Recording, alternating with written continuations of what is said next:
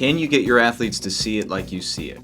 Welcome to the Captains and Coaches podcast, where we explore the art and science of leadership through the lens of athletics and beyond.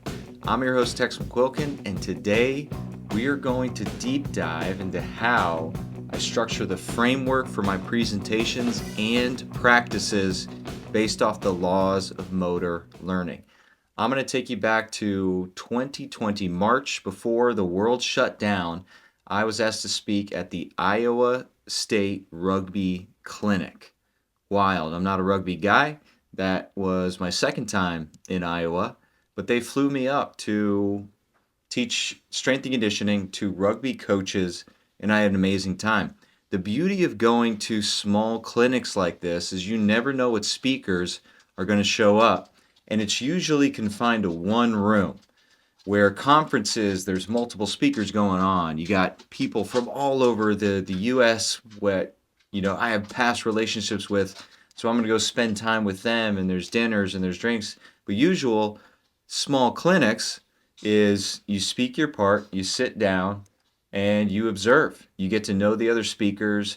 Maybe there's a speaker dinner, or maybe there's some happy hour time after these small clinics. But one-day events, I've learned to love them and sit in the back and network. This particular clinic, they brought in a speaker named Rob Miller, and he's part of the proactive coaching team, and he put on a clinic. He was one of the most fascinating speakers that I've ever been fortunate to sit in the back and learn from.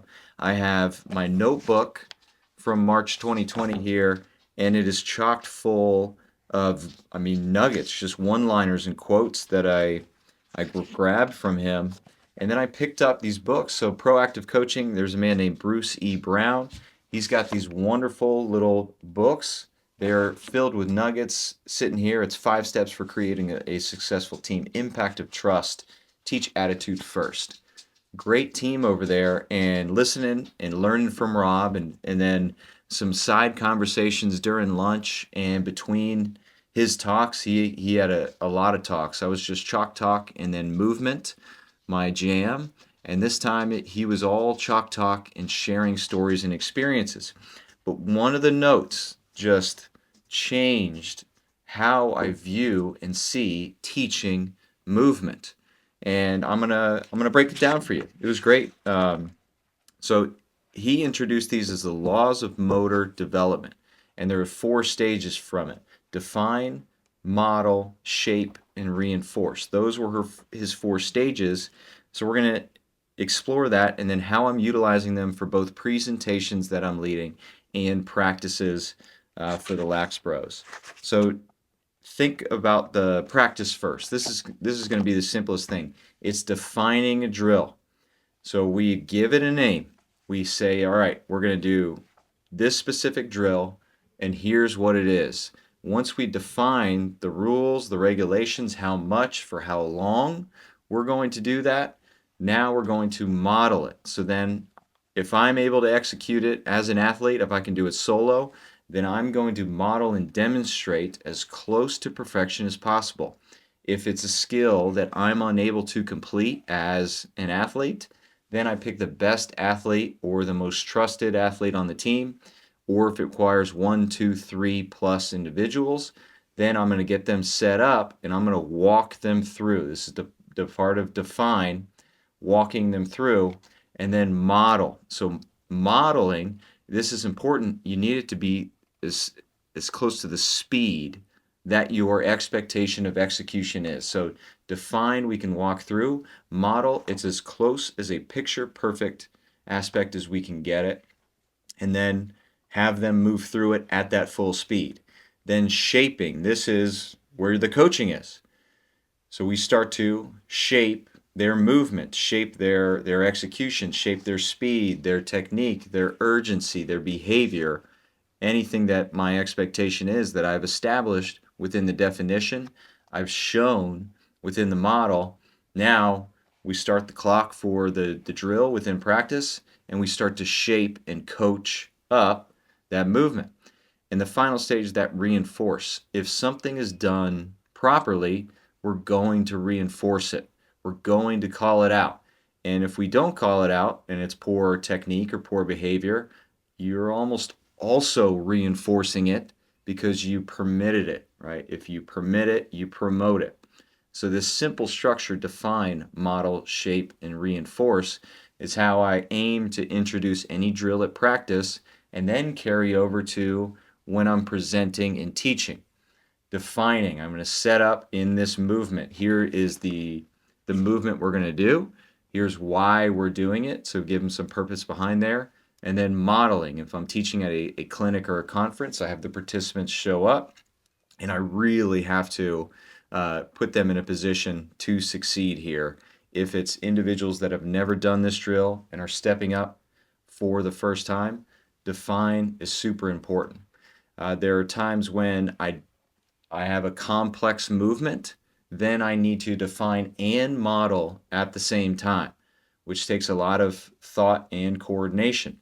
In teaching, there was a time where I was so focused on define that I would almost go into just this glaze over, think Will Ferrell from Old School, I black out. And the athlete is listening to my cues and they're moving my model, but I'm not watching them move if they're making correction or they need to make corrections. But guess how people are really learning? They're watching that model. They're not listening to my perfect words.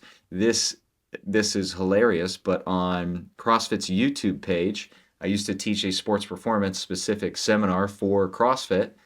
They highlighted our seminar, and I went into that just blackout old school mode, and I'm teaching the floor press to an individual, and my demo, they were not matching their movement with my words, and I was in presenter mode and not coach mode.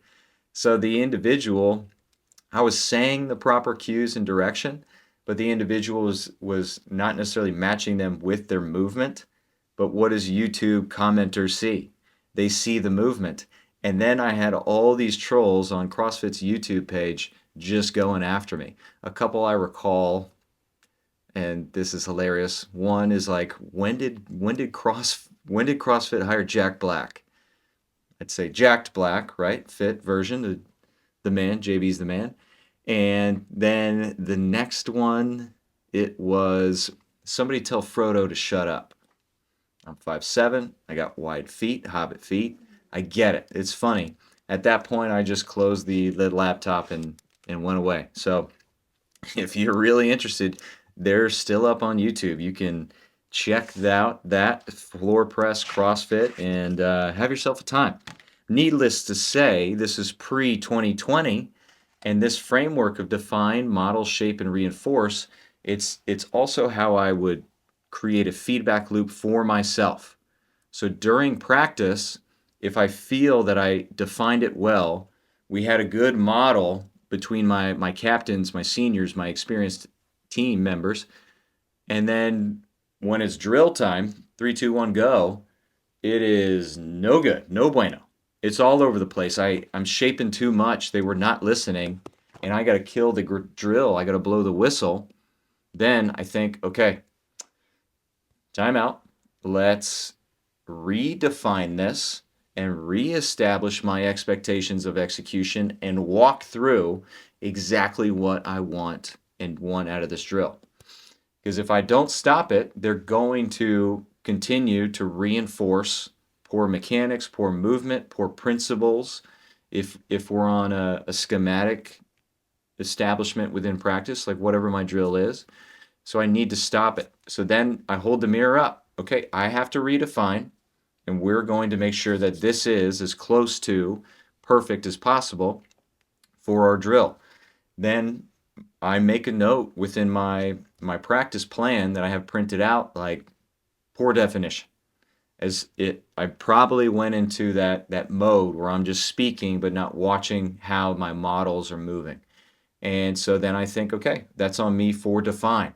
Now, model, I've really become attuned to watching the model and think about, okay, are my words and their movement matching the perfect model? Because mirror neurons, the kids that are watching the demo, they're not listening to my words. They're they're learning by watching that person move, and they're going to process and paint this picture within their brain. So when it's time for them to move within the drill, they're going to have that picture in their brain and aim to copy it the best they can with their movement. And then coach is there to shape it. A great example within model is Ken Griffey Jr.'s swing. It's beautiful. It's perfect. I'm not a baseball coach. I'm not a baseball player. I've played baseball, but I don't have a perfect swing. So if I were to step into teach a drill and I may not have a kid that is skilled enough for the perfect model, I got this beautiful thing called the YouTube. So I'm not going to show them a floor press video. I'm going to show them Ken Griffey Jr.'s beautiful baseball swing. And then I'd call timeout and then reintroduce the model of perfection if necessary. So have the mirror up. If they are just, they abominated the drill, it's a terrible running, it's not even close to what I feel I established as rules, call timeout. I redefine, and then with this short window that I have, I got to really coach the hell out of them within that. If I, as a coach, am incapable of modeling said movement, I got picture perfect on YouTube from the professional level, or I have the seniors, the captains, the dudes that have been around a while to then step in and be my demo for that within there. And shaping, if they're not getting it, or it's clicking for the guys who've done the drill before, but the new guys, they're struggling, well, I need to think about how I'm shaping and coaching this up. I'm a big fan of Nick Winkelman. The Language of Coaching is his book. I recall I'm looking right here on my shelf. So, rule of one, Coach Winkelman just sends them in with one thing to fix on their next rep. That's what we want to focus on. And I'm going to do a triage effect. What's the one thing that has the biggest impact on their execution from there?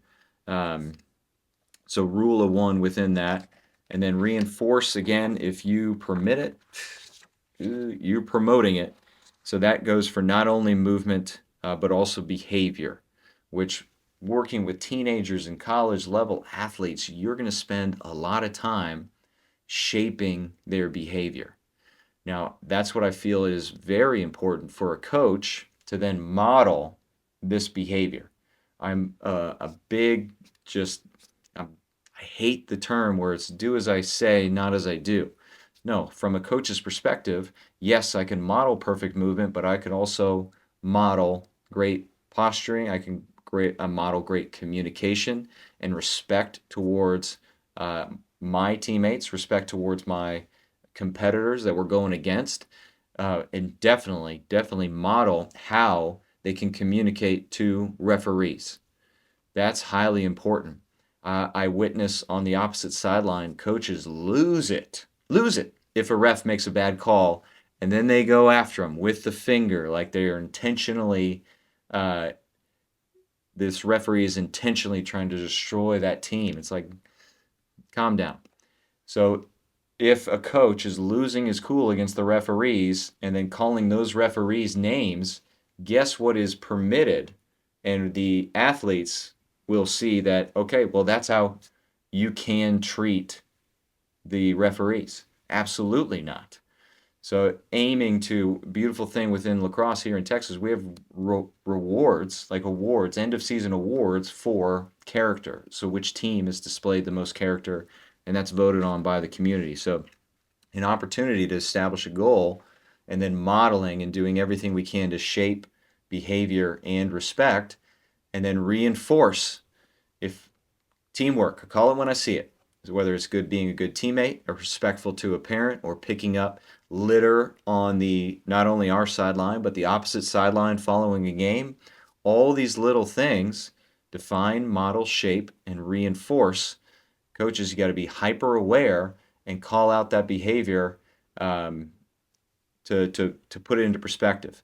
Maybe a kid walks by a water bottle, I pick it up, I'm modeling that behavior, and then either hand it to them to go throw it away, ask them a favor, hey, go throw this away for me, or I walk ahead of them and intentionally put waters into the trash. So I'm modeling, and they are seeing that. They may not call it out and be aware of it, but they are seeing it. So the just want to highlight this. I filter my presentations through this mindset. I filter my own personal feedback loop and coaching within that based off what I'm seeing in the drill or the behaviors that we're seeing at the highest levels of stress and competition. And then introduce this to any coach that joins the coaching staff with me. Introduce this simple filter, and then when they feel that a drill goes wrong or there was a mistake or a miscommunication, we hold the mirror up first. Define, model, shape, reinforce. And leaning so much more into the character, if a call doesn't go our way, I'm thinking about processing before I lose my cool. How can I model the behavior that I want out of the team that I'm leading there? So that's it's behavior, it's presentations, it is skill development. Timeout. Coach, are you banging your head against the wall trying to motivate athletes who seem mentally soft? You're yelling, they're shutting down. You're punishing, they're checking out. Sound familiar? Here's the thing, the game has changed, but most of the coaching education hasn't caught up yet. They're locked in on teaching programming and not people-ing. In my new course, Why They're Not Listening, Coaching Today's Athlete, you'll learn how to connect with your team and transform disconnected players into captains who perform under pressure. Stop fighting your athletes and start developing them. Go to listen.captainsandcoaches.com to enroll. That's listen.captainsandcoaches.com. Transform your coaching today. Now, back to the show. Ready, and break. Bringing it home a little bit, just some bullet points for you to now take into your next session. Think about what block you are defining. In the group fitness space, it's starting on the whiteboard and talking about this. Same at the collegiate level. You are introducing the movements that you're expected to execute. What is your model? Is your model half-assed because you assume that the athletes have seen this before? With a great define, we equal the intent that we're trying to look for. We want them to move with intensity so they continue to learn and have this framework that they can reflect back on. So establishing expectations of execution within define. Model, now we're creating the exact vision, this mirror neurons, this blueprint for them to follow and create a mental model. We're also introducing the urgency, the expectation of executions established and defined, but now where they're getting the direct sense of urgency and speed that you need during the drill that they're going to step up. Defines more of a walkthrough, model, urgency, intensity with define, intensity with the model. That's how I want you to think about this. They will do the effort exactly like you. So if you're a coach that is walking through the motion and you say, all right, we're going to do 60 yards just like this, and then you only run 20 yards, they too, most likely, at least a fraction of the bell curve, will only match 20 because they saw you run 20 yards. All right.